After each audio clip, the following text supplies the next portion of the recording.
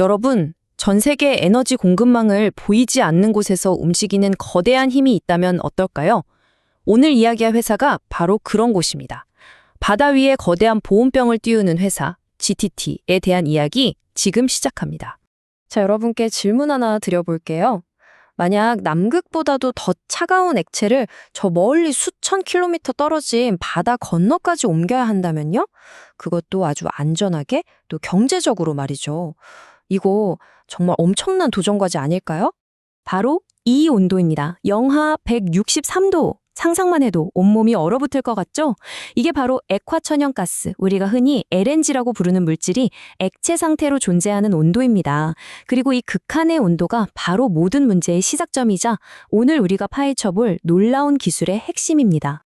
자, 그럼 인류는 이 영하 163도라는 엄청난 과제를 해결하기 위해 어떤 여정을 걸어왔을까요?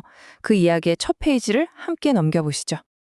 우선 LNG가 대체 뭔지부터 간단히 짚고 갈게요.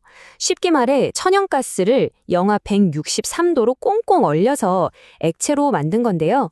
아니 왜 굳이 이렇게까지 하냐고요? 핵심은 바로 부피입니다. 기체일 때보다 무려 600분의 1로 줄어들거든요. 축구장을 가득 채우던 가스를 작은 수영장 하나에 다 담을 수 있게 되는 셈이죠.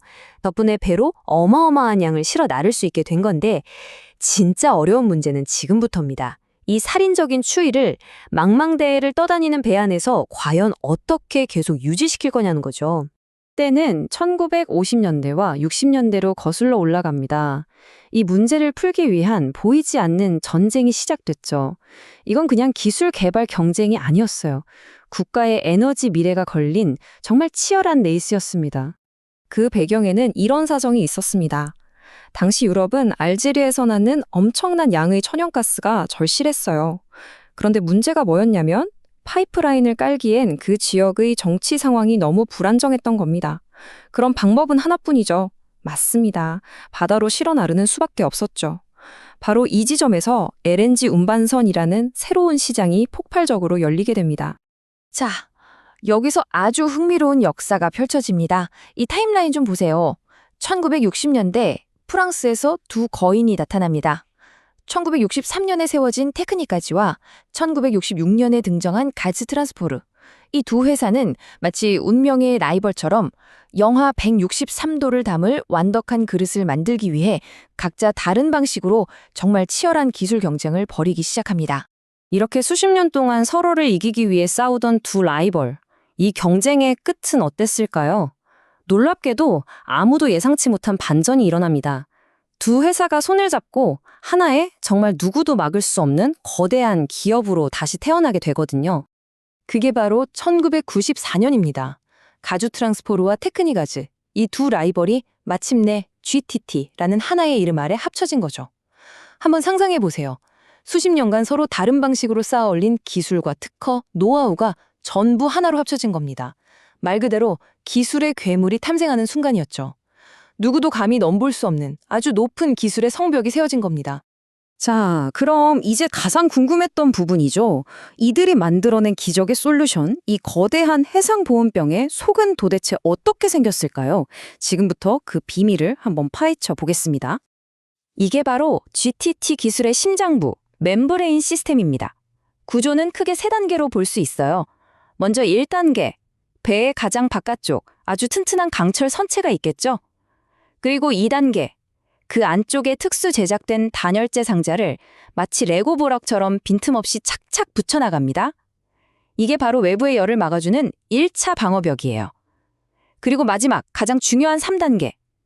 이 단열재 위에다가 아주 얇고 유연한 특수 금속막, 바로 이 멤브레인을 쫙 펴서 덮는 겁니다.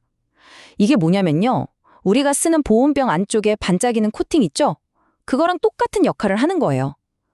영하 163도의 초저온 액체가 배에 직접 닿지 않도록 막아주는 최후의 그리고 가장 핵심적인 방어선인 셈이죠. 그런데 더 대단한 건 뭔지 아세요? GTT는 한 가지 정답만 고집하지 않는다는 거예요.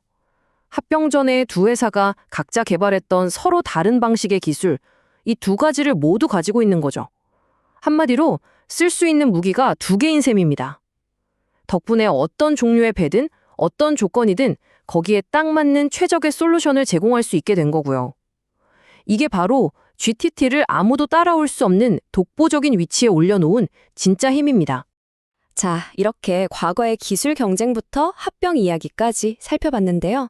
그럼 이 독점 기술을 손에 쥔 GTT는 지금 현재의 세계 에너지 시장에서 어떤 존재가 되었을까요? 파이낸셜 타임즈의 이 한 문장이 모든 걸 설명해 줍니다. 유일한 공급업체. 정말 강력한 표현이죠. 이게 무슨 뜻이냐면요. 지금 이 순간에도 전 세계에서 만들어지고 있는 거의 모든 LNG 운반선은 GTT의 기술 없이는 단 한 촉도 완성될 수 없다는 이야기입니다. 그리고 이들은 현저의 위치에 절대 안주하지 않습니다. 보세요. 2020년 한 해에만 무려 58개의 특허를 출원하면서 프랑스 전체에서 1위를 차지했습니다. 끊임없이 새로운 기술을 개발해서 다른 경쟁자들이 감히 따라올 생각조차 못하게 기술의 격차를 계속해서 벌이고 있는 거죠. 그렇다면 이렇게 어마어마한 회사의 주인은 과연 누구일까요? 주주 명단을 보면 아주 흥미로운 사실을 알 수 있습니다. 프랑스의 거대 에너지 기업인 ENGI가 30%가 넘는 지분으로 최대 주주 자리에 있죠. 이건 뭘 의미할까요? GTT가 단순히 돈 잘 버는 회사를 넘어서 프랑스라는 국가 차원에서 관리하는 핵심 자산이라는 걸 보여주는 대목입니다. 그리고 GTT의 힘은 단순히 기술에만 머무르지 않습니다. 국제정치 무대에서도 막강한 영향력을 발휘하죠.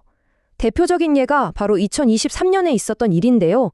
GTT가 러시아에서 진행되던 대규모 LNG선 건조 프로젝트에서 손을 떼기로 결정한 겁니다. 한 기업의 결정이 국가적인 에너지 프로젝트의 운명을 좌우할 수 있다는 것. GTT가 얼마나 중요한 지정학적 플레이어인지 제대로 보여준 사건이었죠. 자, 오늘 이야기의 핵심입니다. 전 세계가 이제 LNG를 중요한 에너지원으로 주목하고 있잖아요.